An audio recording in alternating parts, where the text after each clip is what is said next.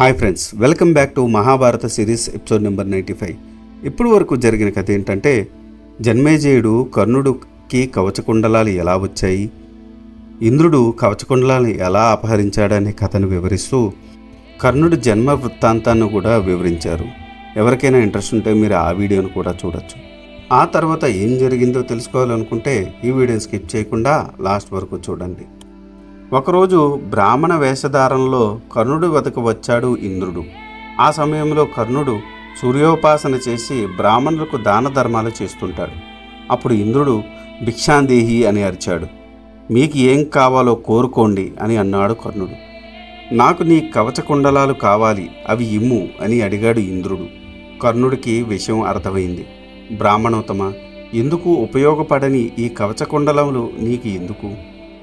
వాటి బదులు నీకు ఉపయోగపడే ధనము, బంగారము, మణిమాణిక్యాలు కోరుకో అని అన్నాడు. కానీ నాకు కవచకుండలాలే కావాలి అని పట్టుబడ్డాడు బ్రాహ్మణ వేషంలో ఉన్న ఇంద్రుడు. బ్రాహ్మణోత్తమ, పోనీ నా అంగరాజ్యాన్ని నీకు ఇస్తాను, స్వీకరించు అని అన్నాడు. దానికి కూడా దేవేంద్రుడు ఒప్పుకోలేదు. అప్పుడు కర్ణుడు దేవేంద్రుని చూసి, దేవా, నేను గుర్తుపట్టాను, నీవు దేవేంద్రుడు, మీరు దేవతలు, మేము మిమ్ము వరాలు అడగాలి, కానీ మీరు వచ్చి మమ్మల్ని యాచించడం ఏమిటి? వింతగా ఉంది. కర్ణ, నీ తండ్రి సూర్యుడు నీకు అన్ని విషయాలు చెప్పి ఉంటాడు, అందుకే నన్ను గుర్తించగలిగావు. కాబట్టి నేను కోరిన కవచకుండలాలు నాకు ఇచ్చి పంపు అని అన్నాడు ఇంద్రుడు. మరి నాకు మీ వద్ద ఉన్న సకల శత్రు సంహారి అయిన శక్తిని ప్రసాదించండి, నా కవచకుండలాలు తీసుకోండి అని అన్నాడు కర్ణుడు. నా శక్తిని నీకు సంతోషంగా ఇస్తాను, కానీ అది యుద్ధ సమయంలో నేను ప్రయోగించగానే అది నా శత్రువులను చంపి మరలా నా దగ్గరకు వస్తుంది. కాబట్టి నీవు కూడా నీ శత్రువు మీద దానిని ప్రయోగించగానే అది అతన్ని చంపి నీ దగ్గరకు రాదు, నా దగ్గరకు వస్తుంది. కాబట్టి నీవు దానిని ఒకేసారి ప్రయోగించగలవు. ఈ నియమాన్ని అంగీకరించి నా శక్తిని తీసుకో అన్నాడు ఇంద్రుడు. దేవేంద్ర, నాకు ఉన్న శత్రువు ఒక్కడే, నీ శక్తి అతన్ని వధించుట నా కోరిక, అది నెరవేరితే చాలు అన్నాడు కర్ణుడు.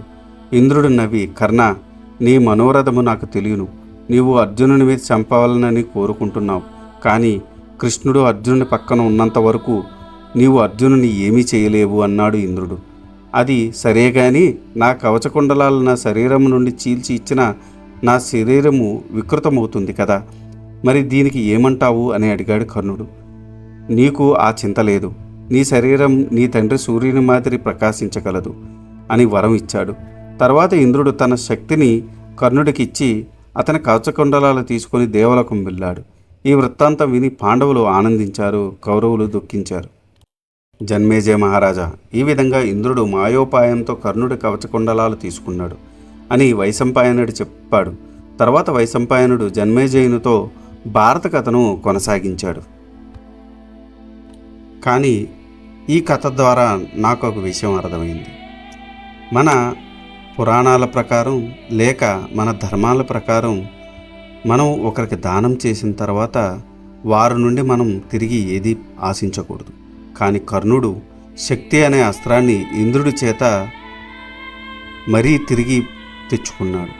అంటే కర్ణుడు ఇచ్చింది దానం కాదని మనం దీనితో ఒప్పుకోవచ్చు. ఇది ఈనాటి వీడియో.